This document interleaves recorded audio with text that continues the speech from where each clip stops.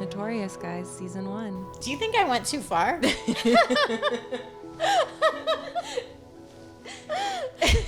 But you never ask if you went too far. Yes, I do. I always ask everybody around me. But you don't care what the answer is. Yes, I do. By the way, I think this is our conversation. And I think it should just kind of be like this.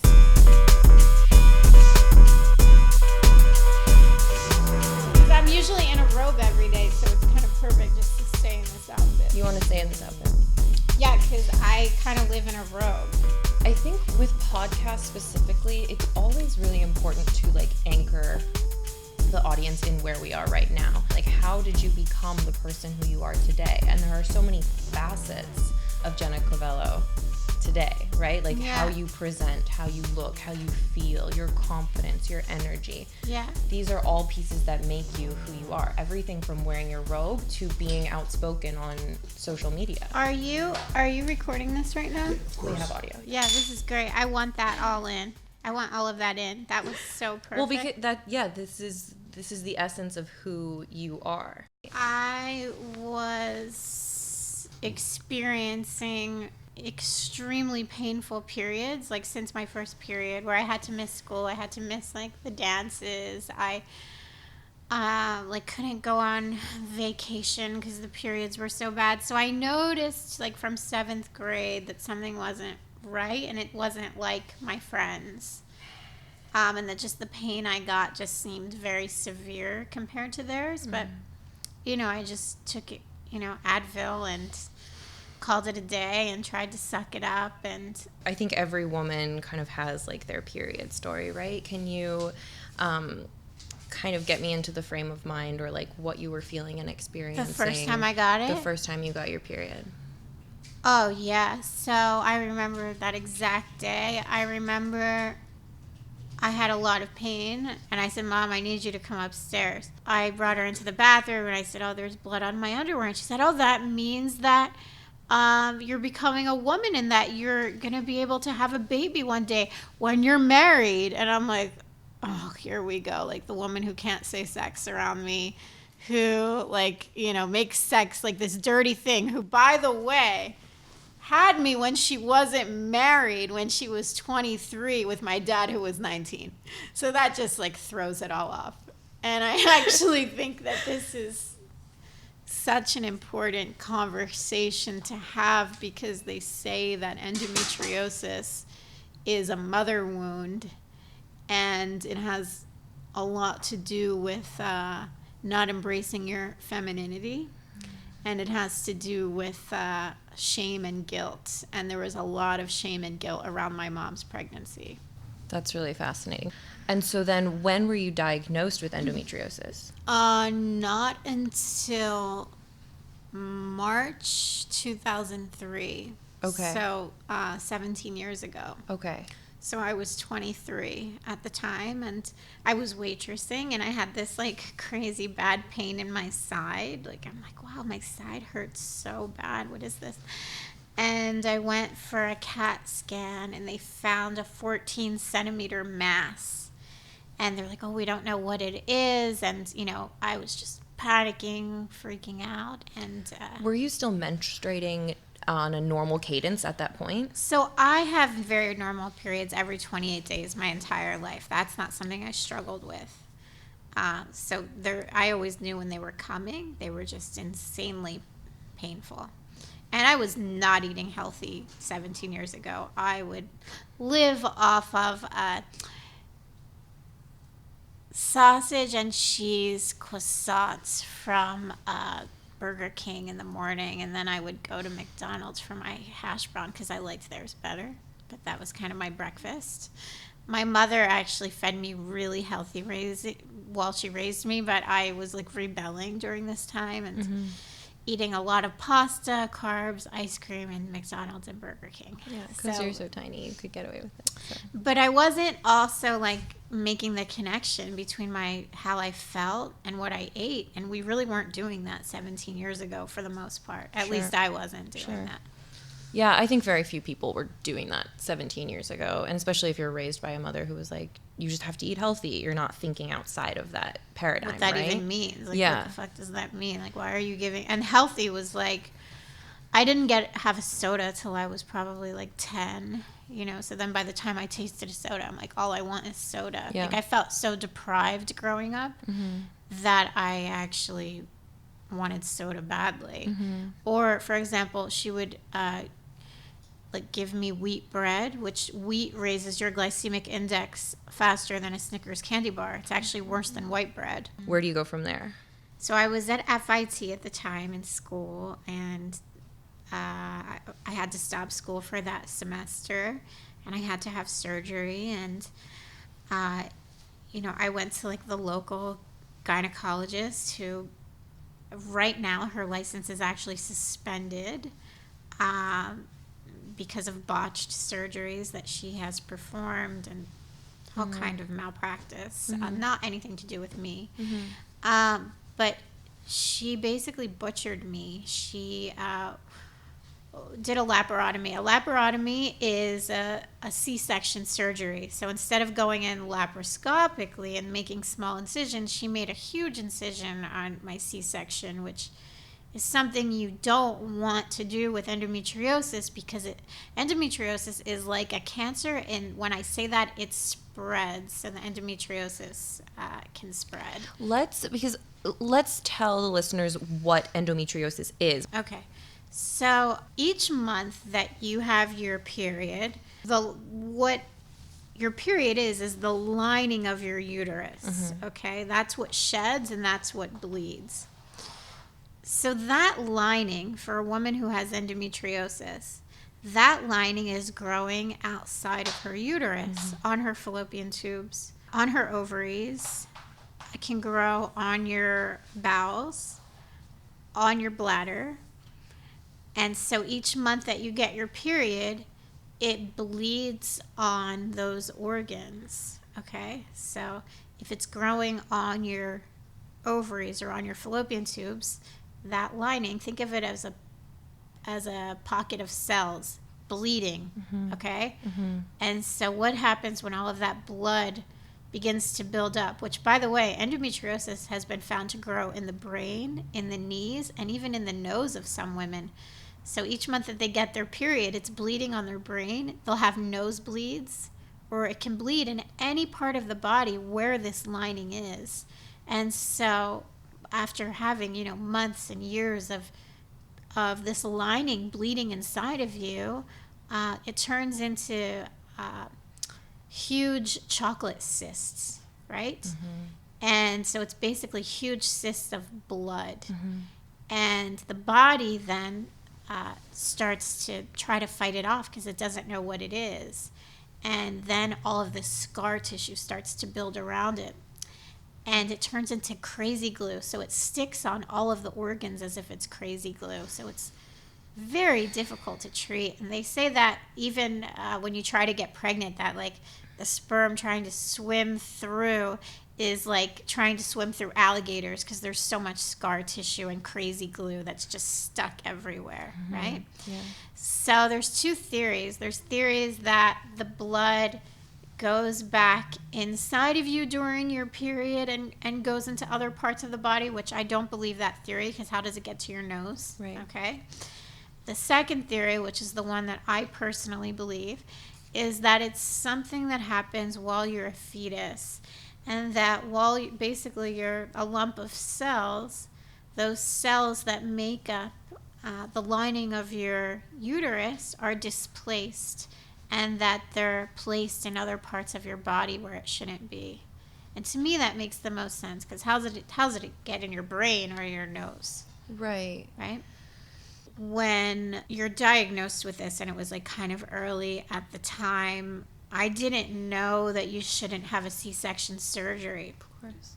So what happened was, first she butchered me. She scraped everything off my tube. She was really rough with me. My ovaries and my fallopian tubes burned for 9 months every single day, so the recovery was brutal. Is this a common procedure that they're still doing? Well, they go inside and essentially they scrape, yeah, but I think technology is much better. So it's not as invasive as it was with this doctor. But the part that was very problematic was that she did the C-section cut. And when she did that, she spread those endometriosis cells to the muscle of my uterus. And adenomyosis is endometriosis that's caught in the muscle of the uterus. And women who have had C-section surgeries and C-section pregnancies are more, what's the word I'm looking for?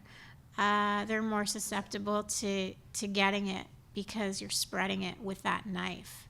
Because you have to be really careful with endo, because when you operate on it, if you don't get it all, you're essentially spreading it other places. And so that was in 2003. And then, my pain was fully back, I want to say, by 2004. I had gotten my first shoe design job in New York. 2004, 2005, I remember being on my boss's office floor, like crying, hysterical, not even like a year and a half later. So it didn't bring much relief. So what kind of pain, all women know the period cramp pain, but kind of describe where this pain is located at. So this is something I think that's really important to talk about, because women who have endometriosis are not getting the sympathy that they need. And I've actually lost friends over it who said, oh, just take a pill. You're fine. They're just cramps. Suck it up. The amount of physical pain that I can handle is, I want to say, is probably the top 10% of pain. Probably like high pain threshold. My pain threshold is insane. Mm-hmm.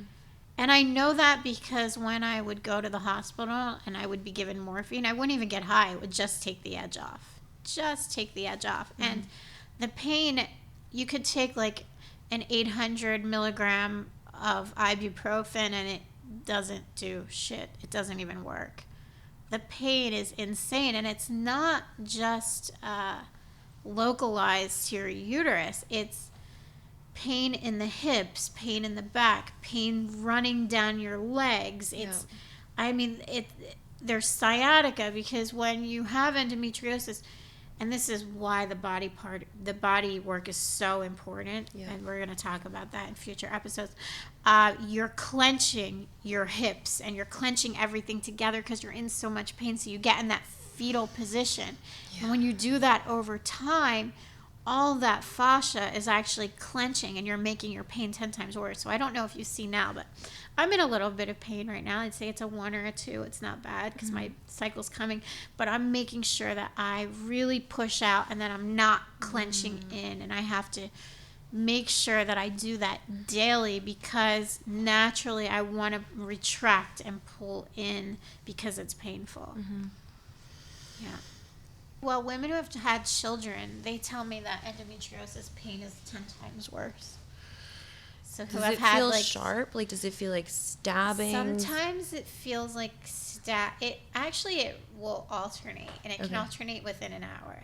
Okay. So it can be the worst stabbing pain in your ovaries, to then burning, and then to the worst aching pain in your back with shooting pains down your leg, and then it can alternate and turn into contractions, which then make you throw up. Yeah.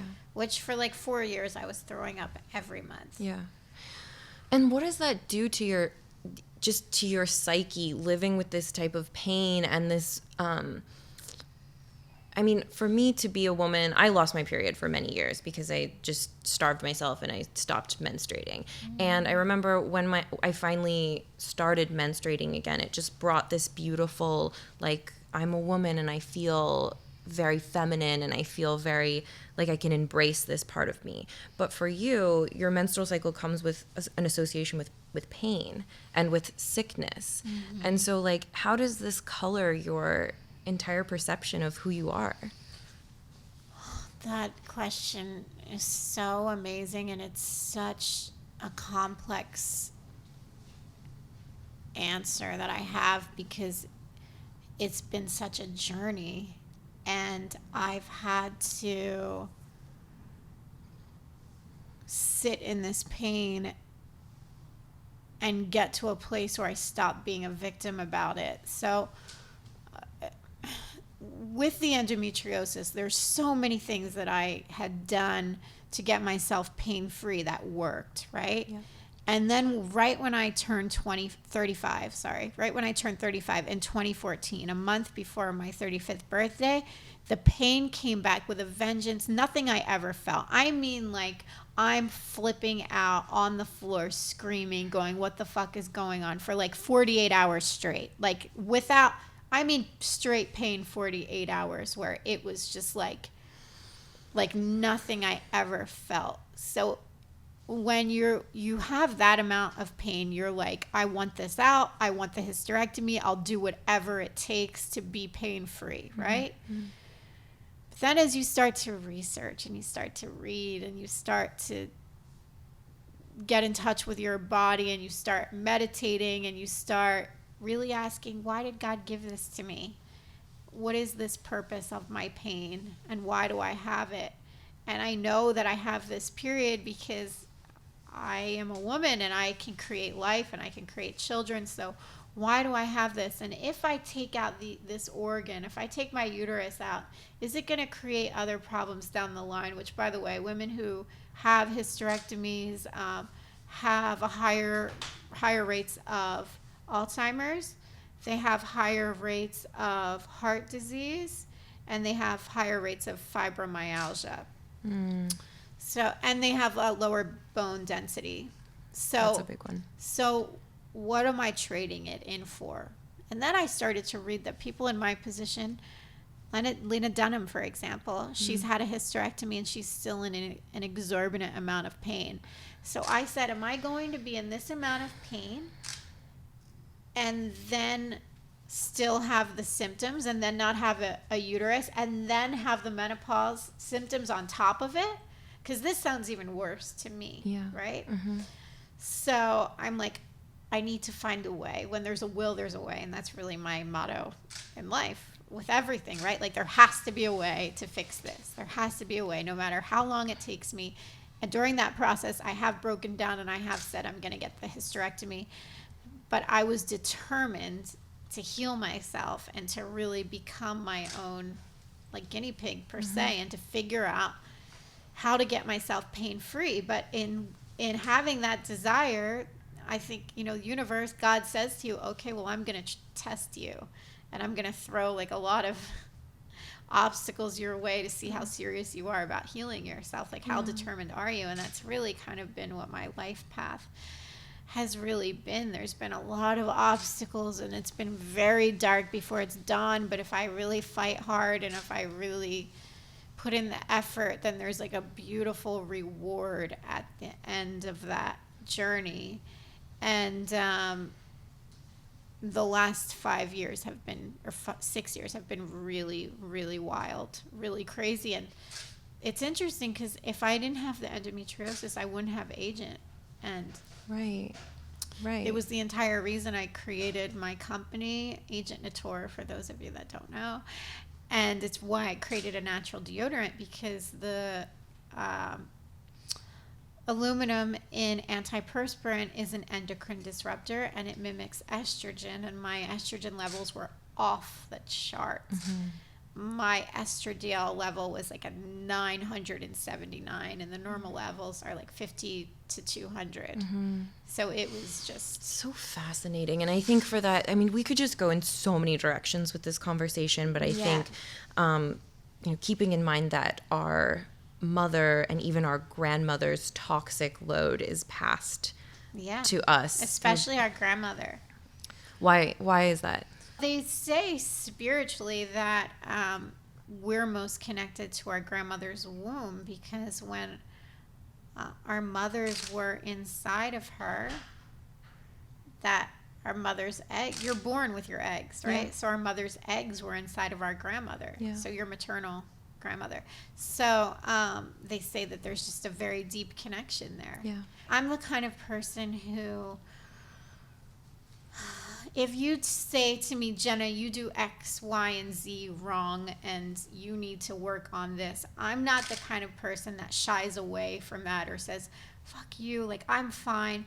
I very much am the person who says, okay, let me look at what I need to fix. So I look at every aspect of my life when I'm in that much pain or when there's any struggle around me, either financially basically, or with physical pain or mental pain, emotional pain. I look at who I'm hanging out with, what I'm eating, how my family is affecting me, positive and negative, and do I need to get away from them? Where I live, are the wires crossed outside of my home? Who are the doctors, healers around me, and are they helping, or has it, like, I basically give people a 3-month period of helping me, and if they're not helping me, I switch it up and I change them. So I look at every facet around me. Who am I dating? Who am I letting in my house? What kind of energy is around me? I look at everything to figure out what I need to fix and who I need to let go of, or what I need to do to improve my life. That's why you're so powerful. I mean, that's why you're such a force and an incredible human to be around. And I'm not just saying that. It's like, to be with you, you simultaneously take responsibility for your life and then also know the components of your life that are kind of outside of your control but are still having an impact. I just want to shake people and say, you are so much stronger than you think you are. You're bigger than your circumstances. You're bigger than any circumstance in your life. And I know that I can't compare myself or put myself in someone else's shoes that, you know, from a different background per se, but I can relate to my own struggle. Of course. And I can say that I've had a lot of, like everyone has a lot of struggles. You've had a lot of struggles and you've overcome them. And you could have really been a victim to your own circumstances, Jess. I mean, your story is one I'd like to even tell on this podcast one day, because it is so brave, and just to see who you are now versus what you've gone through. And people who have that victim mentality, it's very frustrating to hear it, especially in this political climate. Yeah.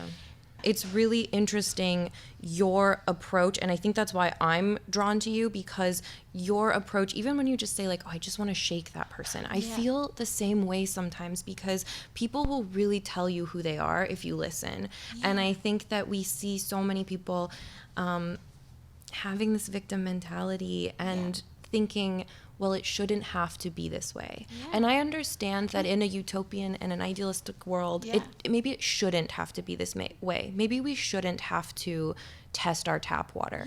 Unfortunately, we do have to. So you either take that circumstance and you take it by the balls. And you change it. Exactly. It's like, are you going to tell your victim story over and over again? Or are you going to say, fuck this, I know that it's darkest before dawn and I was given these hardships because there's that much light on the other side of the tunnel. And for me, it's like the harder your background is, great. That means that there's even more light and more blessings on the other side of that. And I'm proof of that. You have a fascinating story, and I think you kind of like ooze luxury. Like, luxury looks good on you. I just want to like say that. And you wear it so well, and you have class and style and grace. It's because I'm a rising Libra. That really has a lot to do with it. Yeah. I'm a rising Libra too. Yeah. So. Talk a little bit about where you came from and how you find yourself living this life today. My mom met my dad like on the rebound, and she got pregnant really early. My dad was 19. She didn't even know how old he was when she was pregnant. And she hid the pregnancy for 7 months. When I hear that she hid the pregnancy, that to me completely relates to the endometriosis. Because I'm like, there's shame around this. And I'm just going to be very transparent and honest. Like, when she told her family, her brother beat her and kicked her. And, you know, how could a fetus not feel that? You know, how could you not feel that? How could you not be affected by that, right? But again, I'm also going to look at that as a blessing, because my illness has awarded me to have a very nice life today, okay? I grew up in a very racist neighborhood, and unlike the other kids, I had a lot of Hispanic and Black friends. And so, for example, in 6th grade, my friend, he was like my best friend, Bruce Morris was his name. He came over for my birthday when I was turning 12, and my neighbors told my mom that they hoped that I got raped by, I'll not say the word, but he was Black, so you guys know what the word is. And they beat my mom to the curb in front of me. Like, beat the shit out of her. And I was 12 at the time and just, like, watched it and felt, like, really helpless. But that in me, I remember that day. I'm like, I'm going to have Bruce over every fucking day. Like, they're not going to stop me. And so, and I'm like, and all of this means I'm not supposed to be in this neighborhood, and I'm going to do something extraordinary with my life. And one day I'm going to move to LA, and I'm going to have floor-to-ceiling glass walls, and I'm going to live a very fabulous life. And that really was my mission probably since I was like 5 years old. And I think I escaped through music and through listening to Madonna. She was a huge inspiration to me because I saw that she was so fiercely independent. She didn't care what people thought, and she was just, to me, she made me feel like I could be someone. You would look back at where I came from and you would think, how did you become so successful? You didn't graduate college. You know, you don't have a normal like training for setting up this success. But for me, it was really just mind over matter. And that's why I would want to shake those people today and say, like, if I did this, you can do it also. Yeah, that is your mentality. What I know about you, and the more I get to know you, I just really see this essence, and it's so strong, right? It's your belief and your values are what put you sitting right here today. And I think that's where this podcast has kind of come from, and that's why it's born. It's a way to share more of you and more of how you got to where you are today. And that how is your constitution. It's your thought process. It's your beliefs. It's this strength that you continue to invoke from somewhere within you. Yeah. Well, you know, as a kid, I always asked, you know, why? You grow up with your mom saying, or at least my mom saying, listen to your doctor, listen to your doctor, listen to your doctor, right? That's kind of ingrained. Yeah. And that's a big part of what I want to really talk about all through this podcast is you can't really trust your doctor today. You got to trust yourself first and then get doctors around you that you trust, right? And so when I wasn't getting better, because I had 4 surgeries for endometriosis, right? And when I wasn't getting better and they were telling me, oh, you're not going to be able to have kids, and, you know, they said so many different things to me, I just started to really research like crazy. And my dad is also such a seeker, and he told me when I was 16 to stop using aluminum antiperspirant. And I thought he was really crazy back then. If I can remember 2 extremely painful, physically painful circumstances in my life, it was 2009, 2014. So 2009, I had laparoscopy surgery back in 2008, and that surgery seemed to be better. But in 2009, I was getting excruciating, like pinching pain, like someone was twisting my fallopian tube, right? And just like twisting it. And I was going to the hospital every month for like 3 months just to get morphine, right? And so I go into, there's a holistic MD dermatologist who treats your skin from within, right? She really, aside from my father, she was really the person to put me on a holistic path. I went into her office in excruciating pain, and I said, I don't know what this is. It's the endometriosis. She said, no, it's not. She said, it's scar tissue. And she said, this is from all the surgery. She's like, it's your tubes. Have them test your tubes. And I said, well, which OB should I go to? She said, I don't know. There aren't any I recommend. And I'm like, what do you mean? She's like, there aren't any really good OBGYNs like in LA. I don't know who to recommend to you. And I'm like, oh my God. And so that put a lot of fear in my head, but it was just stayed in the back of my head, right? Mm-hmm. So I went to 3 or 4 different gynecologists, and they all told me something different. Mm-hmm. They said, no, it's your uterus is twisted in half. You have a tilted uterus. Oh, the endometriosis is completely back, and everything is just a mess again, and you have to have like a full surgery. So they were each saying something different. And I said, well, it feels like my right tube, something feels off with my right tube. It feels like it's clenching. And they said, you don't know where your tube is. Mm-hmm. And I'm like, well, how are you going to tell me that I don't know where my body part is? I said, I want you to test my tubes. Give me the dye test. There's a dye test that you can take to see if your tubes are open or closed. And they wouldn't give it to me. So I remember I was going in for like an exploratory surgery at USC. I didn't do the bowel prep, and they're yelling at me. She's like, I don't know if I can do the surgery. Anyway, she does the surgery. She wakes me up. She's like, you have no endometriosis left at all. So the last surgeon had gotten it all, which was a miracle, okay. Right? And he was in New York. His name was Dr. Kanayama. He was a Japanese surgeon, very expensive, out of network. My mom threw that in my face for about 10 years. It was, I don't know, like over a $20,000 surgery. Mm-hmm. But when she went in, she said, you have no endometriosis, but what you do have is a hydrosalpinx. Your tube is closed from all the surgery. Your fallopian tube. My fallopian tube was closed, my right one. That's why I was feeling all that pain. And when I told her test my tube, she didn't.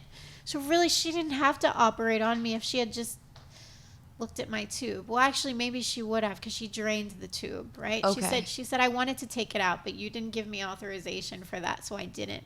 And I'm like, you're not taking out my fucking tube. Good. And she said, well, there's no way that they can open again, right? Because the fallopian tube has so much scar tissue on the end of it. So now it's closed. You're going to have IVF, right? Mm-hmm. Because basically when you try to get pregnant and the sperm goes inside of you, it's your fallopian tube, the fimbriae at the end, that release the egg and then suck the sperm up, right? And so when your tube is closed, it can't function properly. Mm-hmm. So she told me I had to have my tubes out. I'm like, I'm not having them out. I'm gonna find something else to do. Has any practitioner ever recommended hormone-related therapies or hormone injections? Oh my gosh, I've been on the pill. I've been on norethindrone, which, by the way, when I was on norethindrone, I was actually getting incredible pain in my gallbladder. But I've never gone on Lupron. Lupron is something that they give you that temporarily puts you through menopause.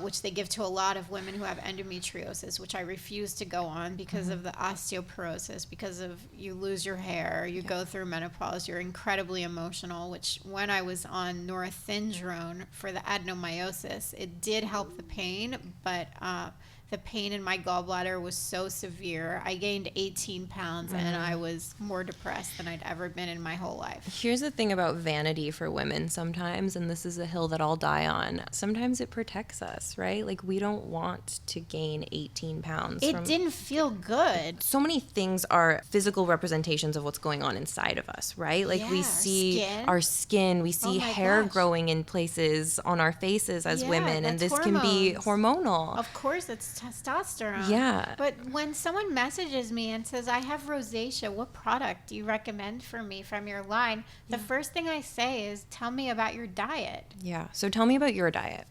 So here's what women who have endometriosis really have to understand. It 100% is related to your digestion. You have to figure out your digestion. I am on the verge of figuring out my digestion. Now more than ever, I've made the link between my digestion and the endometriosis, okay? So I had the endo completely under control just by cutting out sugar and wheat, so gluten from my diet. Once I did that, I was good for a while. The issue is that when you are getting into your 30s, right? For a woman, a lot of your health issues are going to come up in your 30s, okay? And a lot of women are putting Band-Aids on their issues with their thyroid, right? And with their hormones. And the problem with that is that if they don't fix it in their 30s, it creeps back up in your late 40s and 50s as a more severe issue. And I don't want to say what those things are. But in your 30s, your body is screaming for you to listen. That is a message that is the most important message I can give to women. In your 30s, your body is screaming for you to listen. If you have endo, you can't have sugar and you can't have gluten. Yeah. Those are the two things you have to cut out. Everything else is so specific to your body and your own digestion. So I just saw this incredible Korean doctor who told me the water I'm drinking is way too alkaline. Okay. I also want to talk about intuitive eating, because you know intuitively what you should have and what you shouldn't have. When you're really craving bad things, that's not intuitive eating. No, that's a hormone dysregulation. And I also want you to touch on dairy and how it's a xenoestrogen, or it can be, right? So cow dairy is really it has so many hormones in it, right? So it can really affect the estrogen levels and the testosterone levels. The issue is that when I'm in Europe, I can have some sheep dairy and I can have a little bit of goat. Right. So in Paris, for example, every morning I wake up, I'll have a cup of sheep yogurt with olive oil on top, right? I try to mimic it here. I go to Erewhon, I'll buy raw sheep yogurt. I don't feel well. And it really has to do with you know, glyphosate. Is it the glyphosate? Yeah, but also the air quality, and also it has to do with, is it pasteurized? I think this episode between you and I, or this conversation that we're having right now, is a really nice setup for what listeners can expect to get from Nateurious. Yeah. You know, well, it's truth. It's digging for truth. And all, you know, from 2014 through 2019, I spent a lot of time researching in bed in my robe. By the way, when it wasn't trendy to wear a robe 6 years ago, I was wearing my robe because I was in bed and I was sick, and people were like, do you ever take your fucking robe off? So it kind of just became my thing. Yeah. And during that time, I was researching so heavily on how to heal myself. And a lot of the sites, like marching against Monsanto, were really tying in the political atmosphere and climate into how that was affecting our health. And that's really how I began to tie it in, and how my views changed so significantly over the last 10 years. And what I saw was, you know, I'm like, oh my God, why are politics on this site? I'm here for health and I'm here for endometriosis. Why do I see a political post, right? So I know that's how people feel about me when they see my posts, right? And that's the thoughts that I had when I saw these independent sites posting things. And I just took note of it, and I'm like, they sound crazy, and I don't believe what they're saying, because these are things I had never heard before. Sure. But I kept it in my mind, and then 3 years would pass, and I'd go back and I'd say, wow, that person said that 3 years ago, and now it's happening. And then, like, there's a site that 10 years ago, they said Monsanto and pesticides are making bees go extinct. And I'm like, well, that sounds fucking extreme, right? And here we are talking about it 10 years later. So I know who to get my news from and who to trust, based on having a history of 10 years of seeing that what they say has come into effect. I guess I'm just really curious to know how you advocate for yourself, and how that has actually probably been very challenging at the time, but has resulted in you being who you are today. This one particular healer who has a Kundalini lineage. He said, you know, your body's telling you to slow down and to really heal yourself. It doesn't want you going out partying, and this is the time in your life where you're healing yourself, basically so that you're okay when you're old. And I remember that so clearly, right? So the more time I spent by myself, and the more I meditated, and the calmer I got, and the more I was able to get in that deep state of meditation with him in particular, the more intuitive I became, right? And the more I started to trust myself. Yeah. So the last doctor in 2018, I went to a doctor in St. Louis to talk about the adenomyosis, and he told me to have a radical hysterectomy, meaning remove everything. And he said, and estrogen is a very good drug. Get on an estrogen patch for the rest of your life. I'm like, my estrogen level is enough for an entire block of women. Why would I ever trust you? Yeah. And what I've noticed is Western doctors are great at fixing bones, right? They're amazing at fixing a broken bone. Sure. They're not very well versed or educated in a woman's reproductive system, and they're masking and putting a Band-Aid on everything. And I'm not saying they all are. I know that there's some incredible doctors out there, but they're few and far between. Yeah. To work with you and help you bring your message out into the world, I think you touch on so many facets that resonate with many, many people. And I think you paint a very broad stroke. And I appreciate that, and I value that a lot. And what speaks to me really on an emotional level is the message that you're getting out there to other women as well. Like, it's to trust yourself, right? Yeah, to trust yourself and not listen to what anyone is telling you, including me. You know? Thank you for saying that. Nateurious, guys, season 1. That was amazing.